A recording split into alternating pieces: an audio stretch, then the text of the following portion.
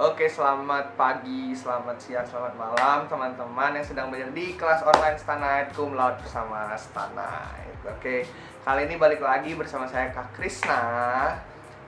Hari ini topik yang kita bahas apa sih? Yang akan kita bahas hari ini itu adalah plan aset. Oke, next, sebelum kita masuk ke akuntansi tentang plan aset, kita sebelumnya harus paham betul nih tentang definisi plan aset.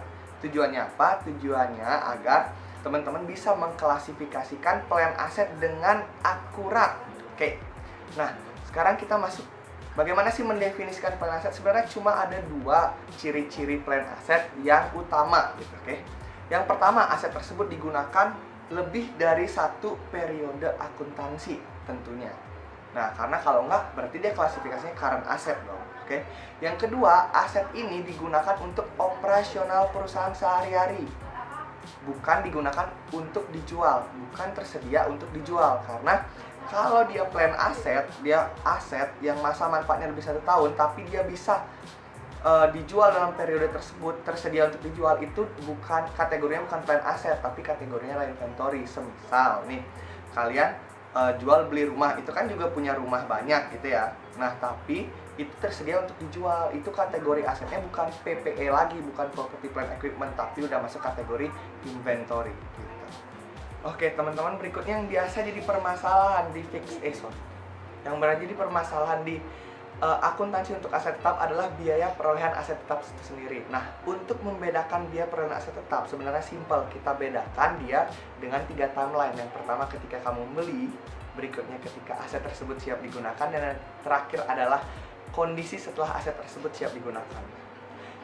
Cost of asset, ketika dia berhubungan dengan aset tersebut dari kondisi dia membeli sampai siap digunakan, semuanya dikapitalisasi. Sementara ketika aset tersebut setelah kondisi siap digunakan, itu ada dua kemungkinan. Ada kemungkinan dikapitalisasi, ada kemungkinan tidak. Nah, untuk kapitalisasi sendiri itu akan kita bahas ke segmen berikutnya. Oke, jadi apa sih bedanya kapitalisasi? Itu kapitalisasi itu maksudnya dicatat sebagai aset ketika kalian mengeluarkan uang nih. Nah, itu misalkan untuk pajak, kalian bukan nyatetnya itu pajak, bukan nyatetnya sebagai expense, tapi nyatet sebagai aset gitu. Misalkan biaya perolehan atas hak tanah dan bangunan, seperti itu.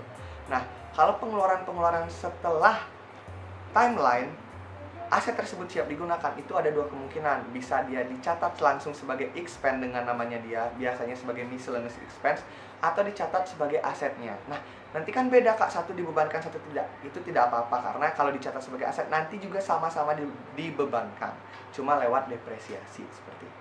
Oke, next kita masuk ke segmen yang ketiga tentang depresiasi. Nih yang perlu teman-teman ingat di sini, bahwa depresiasi itu adalah cost allocation, bukan penurunan nilai dari aset. Itu adalah miskonsepsi besar, sering kakak lihat. Nah, kenapa dinamakan cost allocation? Karena seperti tadi kakak ceritakan bahwa aset tuh harus di-expense-kan karena dia generating revenue. Ingat prinsip cost against revenue gitu. Nah, untuk pembebanannya itu melalui depresiasi, makanya oleh sebab itu namanya cost allocation. Jadi itu bukan penurunan, ya, beda nih. Penurunan nilai itu nanti impairment, dia merupakan suatu yang berbeda dari depresiasi. Oke, kita akan bahas depresiasi di sini satu-satu.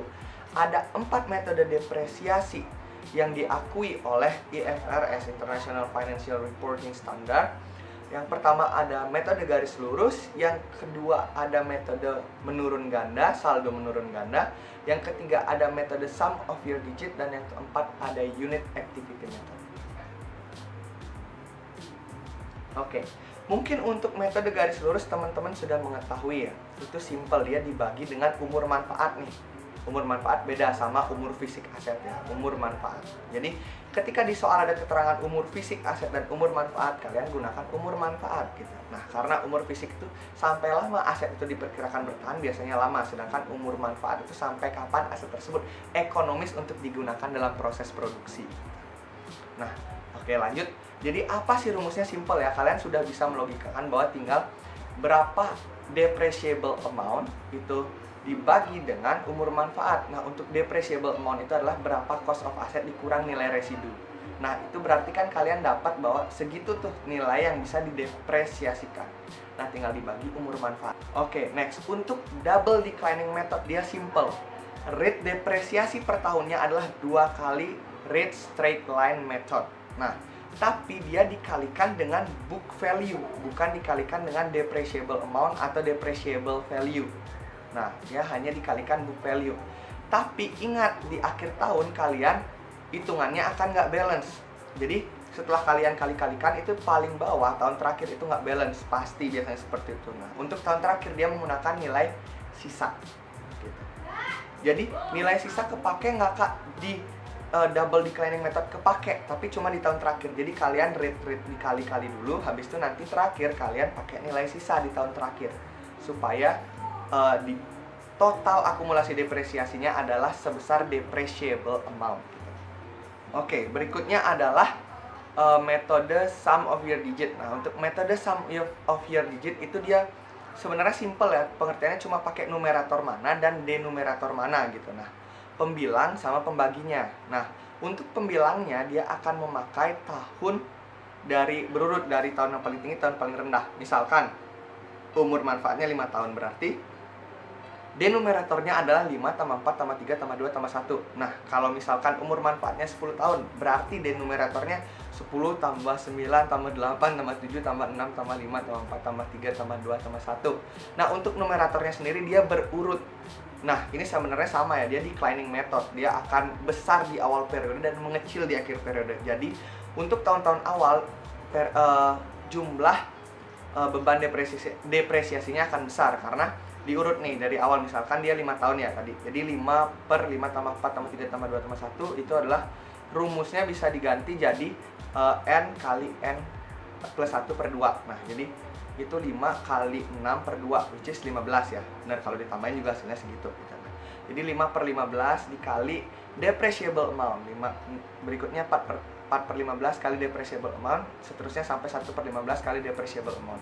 Karena nanti dia dijumlah 5 per 15, 4 per 15, 3 per 15, tambah 2 per 15, 1 per 15. Itu nanti hasilnya akan menjadi 1 gitu. Jadi dia full sebesar depreciable amount. Oke? Nah, untuk metode yang terakhir adalah unit activity. Itu simple ya teman-teman, tinggal berapa aktivitas tahun ini dibagi total kapasitas aktivitasnya, habis itu dikali depreciable amount juga.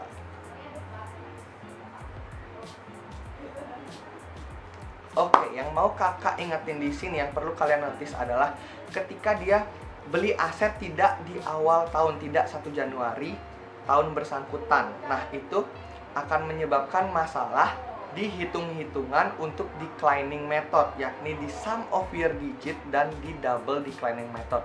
Untuk double declining method kalian harus proporsionalkan dulu jumlah bulannya. Misalkan kalian beli bulan Maret nih teman-teman, bulan Maret akhir gitu ya. Nah, nanti kalian akan membuat dulu tahun pertama itu 9 per 12 dikali rate-nya. Misalkan kita sekarang double declining method dikali, misalkan rate double declining methodnya 40%, 9 per 12 kali 40% dapat hasil. Nah, habis itu dikurangi hasil itu tuh book value-nya. Untuk tahun kedua berarti dia double declining methodnya rumusnya akan 3 per 12 kali book value. Nah, diselisihkan dulu, habis itu masuk lagi 9 per 12 kali sisanya itu. Nah, begitu juga untuk sum of year digit. Jadi misalkan kalian tahun pertama itu belinya bulan Maret, itu berarti 3 per 12 kali 5 per 15 kali depreciable amount. Nah, berikutnya kalian 9 per 12 masih dikali 5 per 15. Jadi kita habisin dulu 5 per 15-nya. Nilai 5 per 15-nya kita habiskan dulu. Nah, berikutnya baru 3 per 12 kali 4 per 12, begitu seterusnya. Sekarang kita masuk ke segmen yang ketiga. Oke, the third segment. Segmen yang ketiga itu adalah membahas tentang revenue expenditure and the capital expenditure. Oke, untuk revenue expenditure, apa sih Kak bedanya revenue expenditure sama capital expenditure? Sebenarnya dia sama-sama pengeluaran untuk aset tetap. Nah, sekarang kita bingung nih, dia dicatat sebagai expense kah atau sebagai aset tersebut kita kapitalisasi? Nah, jawabannya itu bagaimana kita memisahkan antara capital expenditure dan revenue expenditure. Sebenarnya simple, triknya adalah kita pisahkan 3 saja, 3 komponen. Kalau dia menambah efisiensi, mengurangi cost dari secara keseluruhan dari aset tersebut, terus yang kedua ada menambah efektivitas, dan yang ketiga adalah menambah umur manfaat. Semua itu merupakan capital expenditure. Sekarang jurnalnya apa sih bedanya? Sebenarnya jurnalnya simple, tinggal dia expend pada cash, atau aset pada cash, atau bisa expand pada payable ya kalau masih utang, terus pada aset pada payable gitu. Nah, kita masuk ke capital expenditure-nya. Jadi untuk ketiga alasan tersebut ada dua jurnal yang sama. Untuk alasan efisiensi dan efektivitas jurnal yang sama, aset pada cash atau aset pada account payable jika masih utang. Dan yang ketiga, untuk menambah umur manfaat itu jurnalnya agak berbeda ya teman-teman. Jadi jurnalnya itu adalah akumulasi depresiasi pada cash atau account payable. Nah, sebenarnya substansinya sama ya. Jadi book value asetnya sama-sama meningkat. Entah kita dengan cara menurunkan akumulasi depresiasi atau menaikkan cost of asset itu sendiri. Nah, berikutnya tentang revenue expenditure. Itu biasanya apa sih? Dia ordinary repairs gitu. Ordinary repairs and maintenance. Nah, ketika misalkan kalian punya truk gitu, nah untuk ganti oli sendiri itu pasti akan di-expense kan. Kenapa? Dengan mengganti oli itu dia tidak menambah efisiensi mesin dan dia juga tidak menambah efektivitas mesin gitu. Nah, untuk menambah efektivitas itu biasanya seperti apa sih? Nambah kursi kayak seperti itu. Untuk efisiensi biasanya ganti mesin supaya lebih hemat seperti itu. Sekarang kita masuk ke bagian terakhir teman-teman, itu ada disposal of asset. Nah, cara melepas aset itu ada 3. Yang pertama itu dia bisa dihapus bukukan, itu dibuang begitu saja. Yang kedua bisa dijual. Dan yang ketiga itu dia ditukar dengan aset lain. Oke, jadi dari ketiga pelepasan aset tetap itu jurnal standarnya sama ya. Ini yang kalian debit itu harusnya akumulasi dan yang kalian kredit adalah cost of assetnya. Selalu seperti itu. Untuk discharging itu pasti akan terjadi situasi loss, nggak mungkin gain. Kenapa?